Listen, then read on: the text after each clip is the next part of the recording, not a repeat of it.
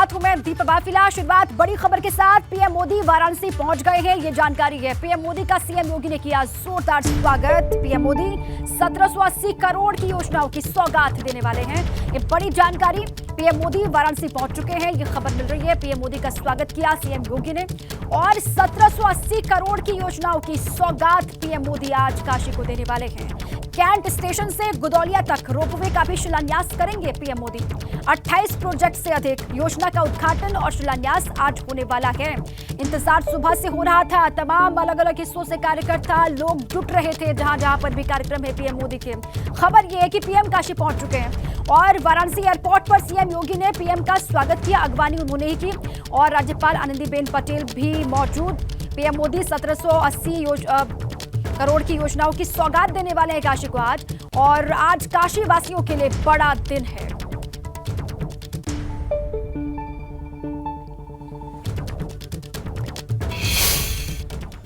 और इससे पहले सीएम योगी ने ट्वीट करके भी पीएम का स्वागत किया था और सीएम योगी ने ट्वीट में क्या लिखा था वो आपको बता दें।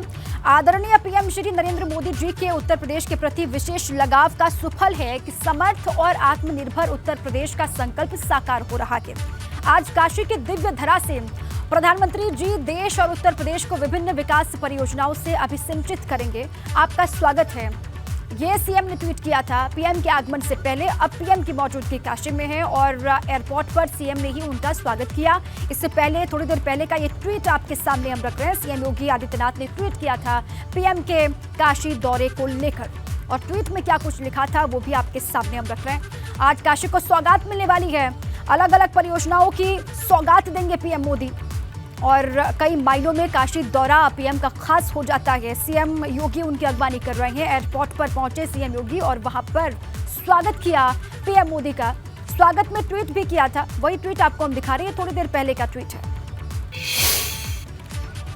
अब आइए पीएम के आगमन से जुड़ी हुई 8 तस्वीरें आपको एक बार फिर से दिखा दें। पीएम मोदी काशी पहुंच चुके हैं, तमाम सौगात वो देने वाले हैं, कई परियोजनाओं की सौगात वो करेंगे और रोपवे का शिलान्यास करने वाले हैं पीएम मोदी। अलग अलग हिस्सों में खास इंतजाम किए गए हैं, बड़ी संख्या में लोग जुटेंगे, बीजेपी के कार्यकर्ता भी होंगे, साथ में काशी के स्थानीय लोग भी इंतजार कर रहे थे पीएम के आगमन का। पीएम पहुंच चुके हैं और साथ ही मां दुर्गा की प्रतिमा भी पीएम को भेंट की जाएगी। अलग अलग हिस्सों में गीत गाकर के पीएम का स्वागत भी किया जा रहा है। जिस हिस्से में काफिला निकलेगा या फिर जहां पर कार्यक्रम तय है पीएम मोदी के, वहां पर फूलों की बारिश भी की जाएगी प्रधानमंत्री मोदी पर। इसको लेकर भी तैयारियां की गई हैं काशी में।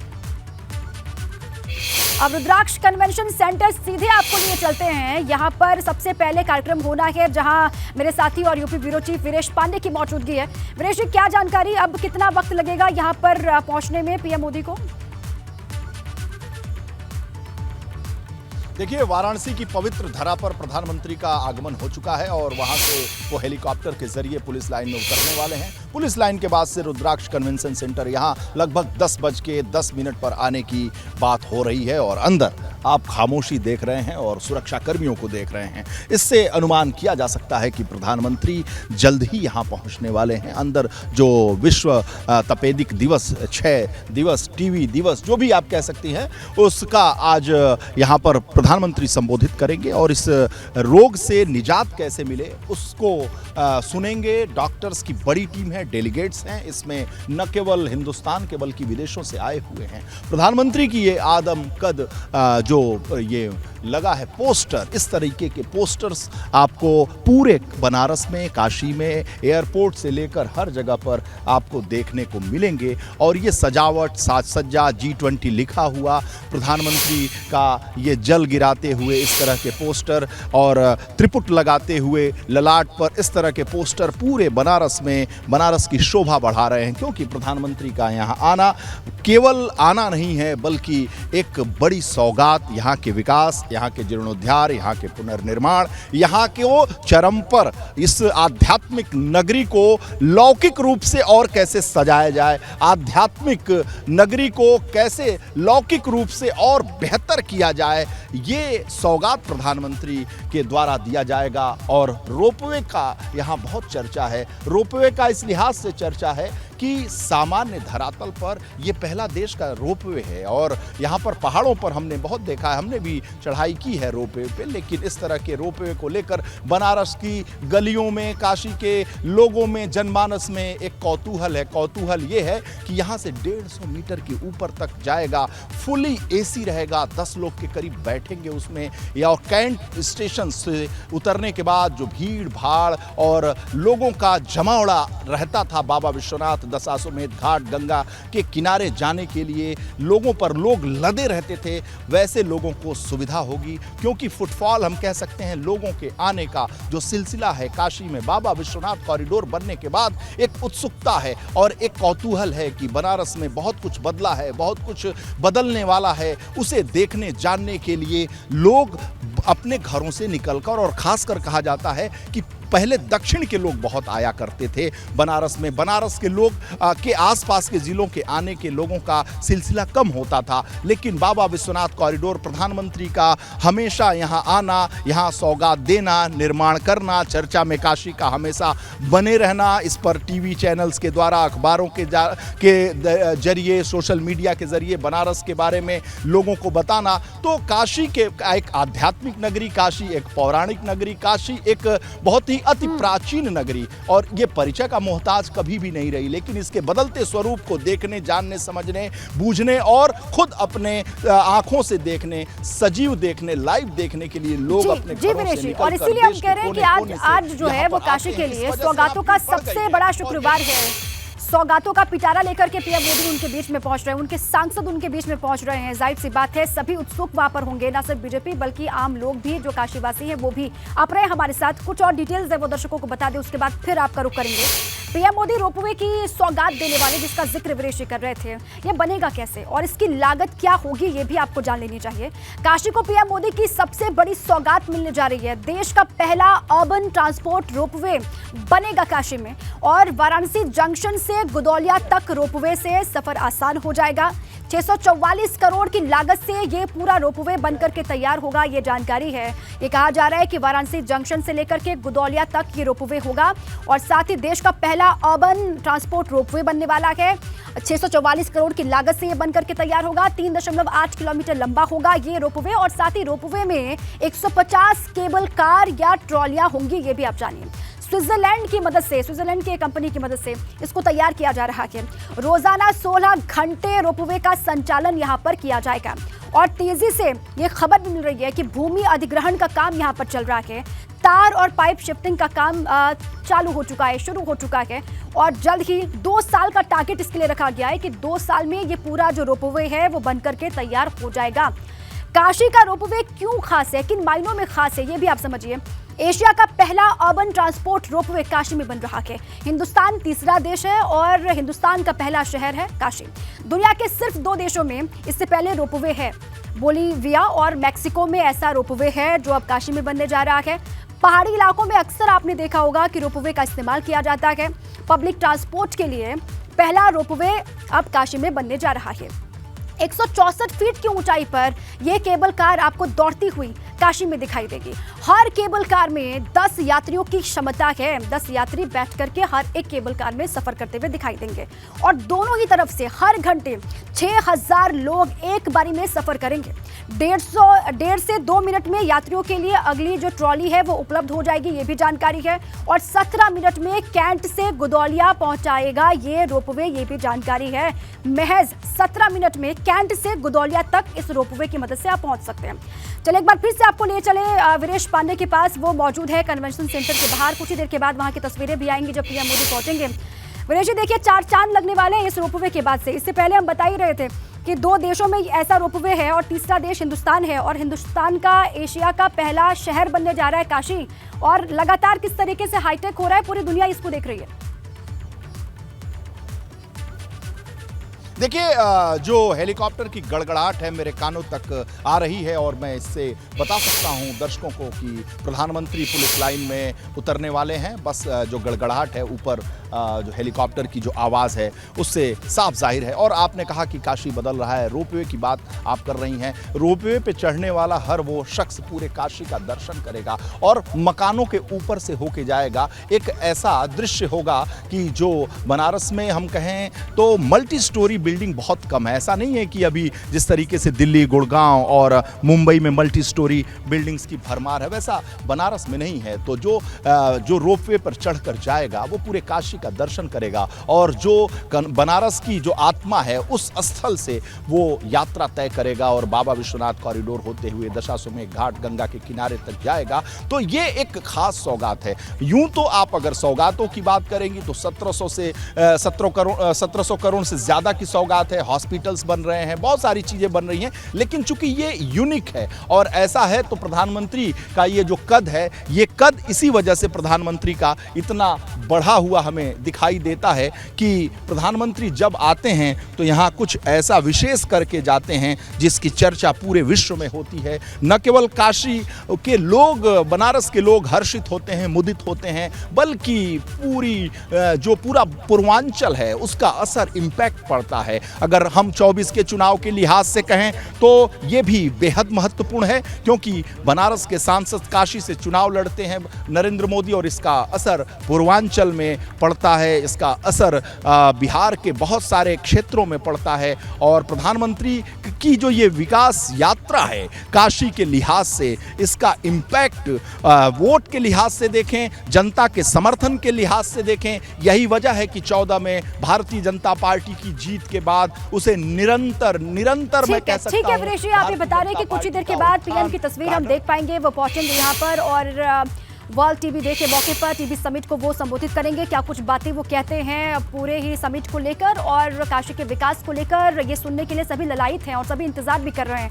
बहुत शुक्रिया आपका पूरी जानकारी के लिए, वहां की तस्वीर दिखाने के लिए। आप लगातार नजर बनाए रखें, वक्त वक्त पर आपका रुख करते रहेंगे।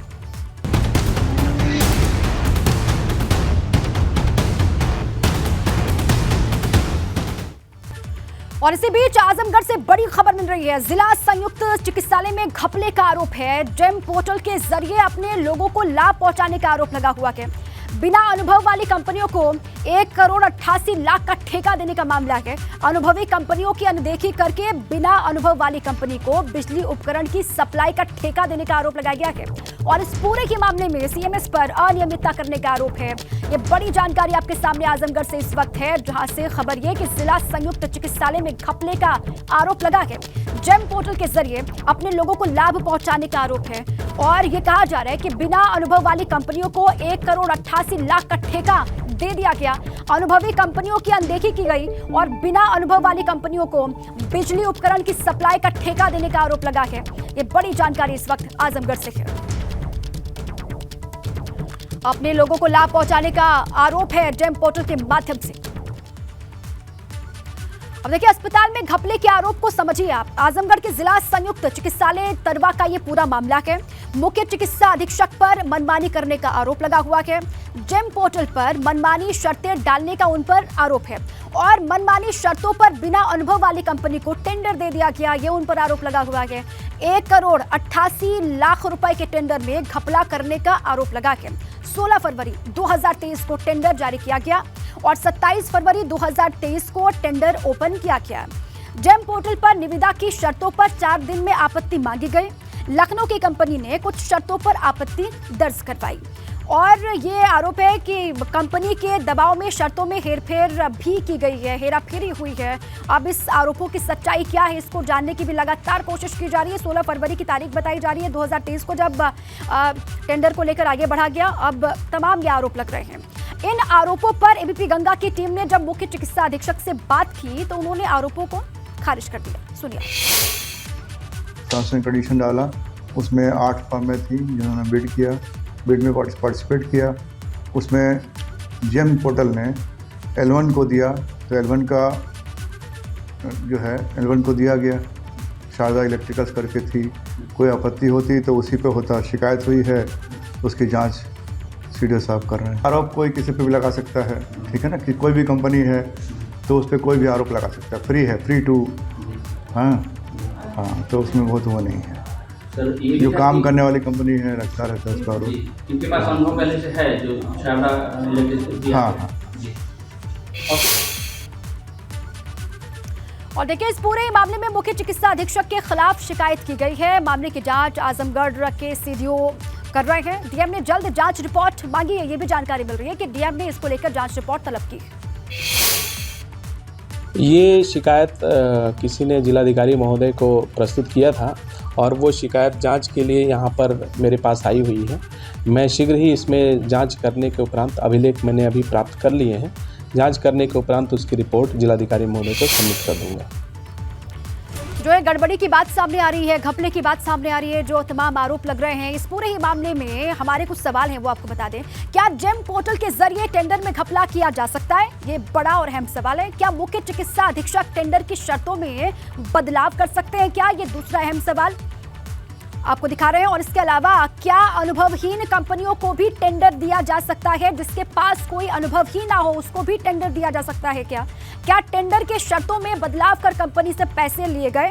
ये भी सवाल। और क्या जेम पोर्टल पर टेंडर की प्रक्रिया पर बड़े अधिकारियों की निगरानी नहीं होती है? बड़े अधिकारी इस पर ध्यान नहीं देते हैं, इस पर मनमर्जी चल सकती है क्या? ये अहम सवाल। बरेली से बड़ी खबर है। बरेली नगर निगम ने 3 दुकानों पर लगाया 990 करोड़ का टैक्स। बरेली नगर निगम ने बेची थी तीनों दुकानें और नगर निगम के कारनामे पर कोर्ट ने जवाब मांगा है। इसी पर मेरे साथी अनूप जुड़ चुके हैं। अनूप, क्या डिटेल्स हैं इस खबर को लेकर? देखिए, ये नगर निगम का नया कारनामा सामने आया है जिसमें 990 करोड़ रुपए, छोटा मोटा नहीं मामला, 990 करोड़ रुपए का मामला है जो 3 दुकानों पर टैक्स लगाया गया। और इसके बाद जो पीड़ित दुकानदार थे वो कोर्ट पहुंचे और कोर्ट में उन्होंने अपनी अर्जी लगाई, जिसके बाद कोर्ट ने भी इस मामले को घोर लापरवाही बताया है कि आम आदमी का शोषण कर रहा है नगर निगम। कोर्ट ने अपने आदेश में टिप्पणी की है साफ साफ कि नगर निगम के अधिकारी किस तरीके से शोषण करते हैं आम आदमी का। आम आदमी परेशान होता है, वो नगर निगम पे चक्कर लगा रहा है, लेकिन जब उसकी कोई सुनवाई नहीं हुई तब जाकर उसको कोर्ट की शरण में जाना पड़ा। कोर्ट ने इस मामले को गंभीरता से लेते हुए नगर आयुक्त को तलब किया है। बरेली के नगर आयुक्त IAS अधिकारी निधि गुप्ता बस हैं। अब उनको 28 मार्च को कोर्ट में पेश होना होगा और अपनी बात बतानी होगी कि आखिर इतनी बड़ी लापरवाही कैसे हो गई। 990 करोड़ रुपए का अमाउंट का जो टैक्स है वो कैसे भेज दिया गया। दरअसल नगर निगम ने ही इन दुकानों को बेचा था। एक दुकान को 3.5 लाख रुपए में बेचा गया था, दूसरी दुकान को 17.2 लाख में और तीसरी दुकान 13.5 लाख रुपए में बेची गई थी। लेकिन अब 330 करोड़ रुपए टैक्स करके 3 दुकानों को 990 करोड़ रुपए टैक्स देने को भेजा गया है नोटिस। ठीक है, शुक्रिया अनूप आपका। कोर्ट ने जवाब मांगा है कि इतनी बड़ी लापरवाही कैसे हो गई और इसी को लेकर नगर निगम के कमिश्नर को तलब भी किया गया है। गाजियाबाद से बड़ी खबर है। गाजियाबाद में रैपिड रेल चलने से पहले चोरों ने पटरी पर लगी 1000 प्लेट चोरी की। गाजियाबाद के थाना लिंक रोड में FIR दर्ज की गई है। इसको लेकर चोरी हुई प्लेट की कीमत बताई जा रही 20 लाख रुपए। गाजियाबाद से बड़ी खबर, रैपिड रेल चलने से पहले चोरी की खबर। चोरों ने पटरी पर लगी 1000 प्लेटें चोरी कर दी हैं। गाजियाबाद के थाना लिंक रोड में इसी को लेकर FIR दर्ज की गई है और जो चोरी की गई है प्लेट, उसकी जो कीमत बताई जा रही है वो 20 लाख रुपए है। और इसी पर मेरे साथी शक्ति सिंह जुड़ चुके हैं। शक्ति, रैपिड रेल चलने से पहले चोरी की खबर सामने आ रही है। देखिए, बिल्कुल देश की पहली रैपिड रेल है और प्रधानमंत्री का जो ड्रीम प्रोजेक्ट है, जो कि अभी तक जिस पर रैपिड रेल दौड़ी भी नहीं है और उससे पहले ही जो प्लेट्स हैं वो चोरी हो गई, यानी कि चोरों ने कैद लगा दिए। ट्रांसहिंदन जोन पड़ता है, ये ट्रांसहिंदन जोन है गाजियाबाद का, जहाँ पर ये पूरा मामला दर्ज किया गया है। थाना लिंक रोड में 1000 प्लेट चोरी हुई हैं और जिनकी कीमत 20 लाख रुपए। तो यानी कि बड़ी बात यह है कि चोरों ने बड़ी ही आसानी से इतनी बड़ी चोरी की घटना को अंजाम दे दिया। तो कहीं ना कहीं जो पुलिस या गश्त है उस पर बड़ा सवाल निशान है कि इतनी सारी प्लेट्स लेकर जा रहे हैं। तो पुलिस की जगह जगह चेकिंग पॉइंट होते हैं, बैरियर होते हैं, लेकिन पूछकर उनसे रोका नहीं जाता, कुछ नहीं कहता। हालांकि पुलिस तफ्तीश की बात कर रही है, जांच की बात कर रही है। शुरुआती दौर में जिस समय पुलिस के पास ये सूचना पहुंची तो इसमें FIR दर्ज कर ली गई है। इसमें ये साइट है, जिस साइट पर ये पूरा काम चल रहा है, ये पड़ता है, ये अपना ये थाना। बिल्कुल ठीक है शक्ति, बहुत सवाल भी खड़े होते हैं कि रैपिड रेल चली तो अभी नहीं, लेकिन चोरी पहले ही हो गई। ये चोरी कैसे संभव है, कैसे ये सब हो पाया, इसको लेकर अब जांच पड़ताल की जा रही है। शुक्रिया शक्ति, आप नजर बनाए रखें।